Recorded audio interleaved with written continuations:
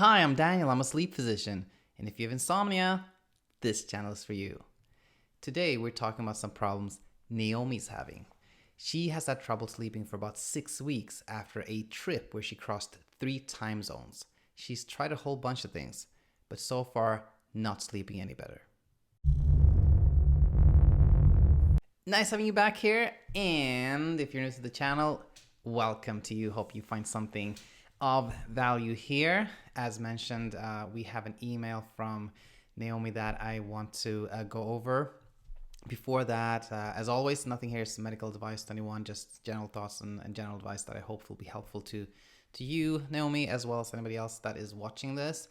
I do want to just share with you that I talked to Mike, not Mike M, but the original Mike, let's call him that, that was yesterday actually, and I just uploaded a podcast episode as well as an episode here that is simply called Talking Insomnia #1 and then Mike, something about Mike. So, but if you just search for Talking Insomnia #1, you'll find it. Or if you go on a search for Insomnia Insight, Daniel Erickson, something like that, wherever you look for a podcast, you'll find it there as well. Thank you, Mike, for doing this. I think it's a really helpful episode. Now, that said, let's jump into this email that I received. When was that? 1 day ago. And in fact, I think it's really helpful to look at the problems Naomi's having here in the context of the 3P model, which we have a separate whole video about that one. It's a model that explains why some people develop insomnia, some people don't after some type of sleep disturbance.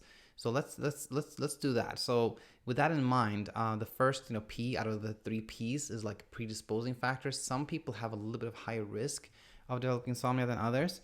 And that struck me as I was reading this. I read that Naomi says, I'm a bit of a health freak and I eat and exercise very well.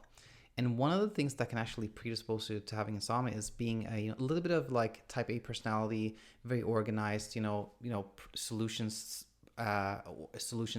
driven, which normally is a good thing, right? That makes you get stuff done in a very good and structured way. But when it comes to insomnia, that is actually something that puts you at risk, and we'll see more about why in a second. So when I read that, I thought, this is one of kind of the underlying predisposing factors that Naomi may have. Now, the second P in this model is a precipitating factor. It's something that usually kind of triggers insomnia. And in the opening of this email, Naomi wrote to me that I recently came back from a 6-day trip over the Christmas period. And she's mentioning that it's 3 hours ahead with daylight savings.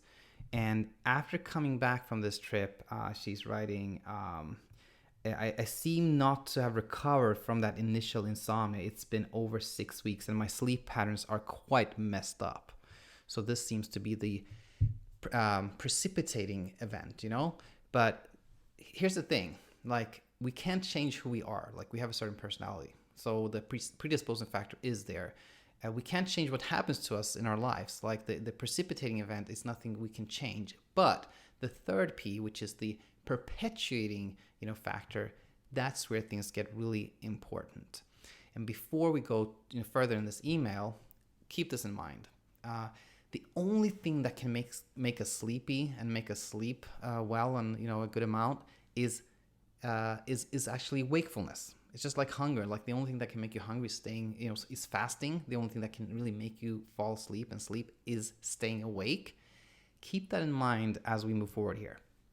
So Naomi's saying that anything less than sleeping 6 hours seems to affect my day performance and has caused me to worry extremely. It is really depressing me as I'm trying different things to fix the problem.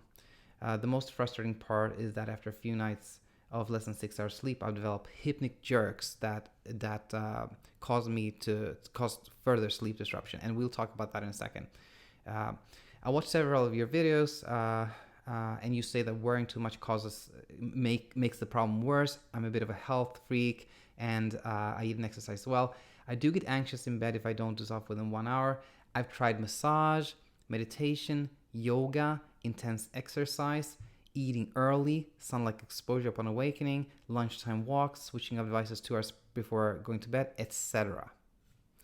So here's the thing. Typically when we go through some type of like sleep disturbance, like you travel and after you come back you don't really sleep well, most of the time, and for most people, things kind of resolve by themselves, right? But sometimes they don't.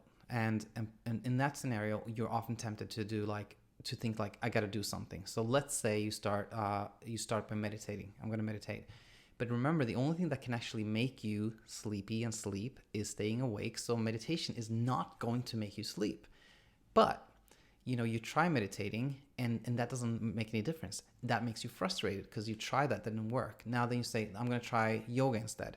Same thing happens. Then you're like, I'm going to try to shut off my phone. That doesn't work. And now you go into this kind of spiral where things kind of just get worse and worse. And things get worse and worse because the more you try and the more things that fail, the more frustrated you become, the more worked up you become, the more anxious you become, the more you want to sleep. The more you want to sleep, the less sleep you get. So this is the third P. This is like the perpetuating factor. So a lot of times, all those things we try to sleep are actually what keeps the insomnia going. All right. So with that in mind, I promised I would comment on like hypnic jerks. So almost all of us have experienced this at some point. Like when we're about to fall asleep, we have like this sudden jerky body movement. And oftentimes people with insomnia experience a lot of those. And that could be because after you go through a couple of nights with sleeping very little, you're kind of sleep deprived, and sleep deprivation can cause a lot of those type of symptoms.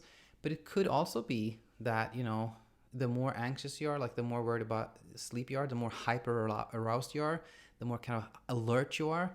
And that kind of hypervigilance also can cause these type of events. And I will post in the next week here a whole episode just on like muscle twitches, hypnic jerks, and other type of events that are really, I believe, mostly caused by hyper arousal. But just a comment on that. And now more towards like, what should Naomi be doing? So Naomi, you mentioned that you feel like sleeping less than 6 hours definitely affects your performance. And she mentioned in her email here that she goes to bed typically by 10 or 11 p.m. and gets up around 7:30. So I think that the best thing to do is bedtime restriction. And that means, you limit your time, you give yourself kind of a window. And for example, you could do probably 7 hours, seems reasonable just based on what I hear here. That could be very reasonable. So that would be like, you get up at 7 a.m. every morning. You don't go to bed before midnight, even if you feel tired, even if you're sleepy, you wait till midnight. And you try avoiding sleeping during the day. And also, you kind of like, if you like getting a massage, that's great. If it makes you feel good, fantastic. But don't expect it to make you feel sleepy, okay? Meditation, same thing. If you like meditating, that's fantastic. But don't expect it to make you sleep more. So you can do like all those things that you mentioned really are good. Exercising, everything is great. But if you expect them to make you sleep more, that's going to backfire. And, I think that's a good start. I will come back with more on the hypnic jerks. But know that the next, if you try this, then the next days, the first week, maybe first 2 weeks, not easy by any means. It is a struggle because oftentimes, like, you still have poor, your circadian rhythm, everything, like your sleep is so disrupted that you may not sleep much the first couple of nights. And then you may feel really tired, but you still have to try to fight that. But one last thing I want to mention is like I talked like for 30 minutes with Mike yesterday, and one thing he mentioned was that he had this big interview, super important interview, and he slept like 30 minutes the day before, and somehow he was able to do it. And that we see that over and over again, that oftentimes even if we sleep very little, the hyper arousal that causes us not to sleep somehow saves us during the day because we're somehow able to function. So just a little tip there, because Naomi had mentioned that she was concerned about like work as well. So hope this was helpful, and again, thank you so much for sharing this, Naomi. I think it's really helpful when we talk about like somebody's problem, like real problems. And if you, Naomi, have any follow-up questions, anybody else has a question, please leave a comment or email me at daniel@insomniainsight.co, and I look forward to having everyone back here tomorrow. Until then, bye-bye.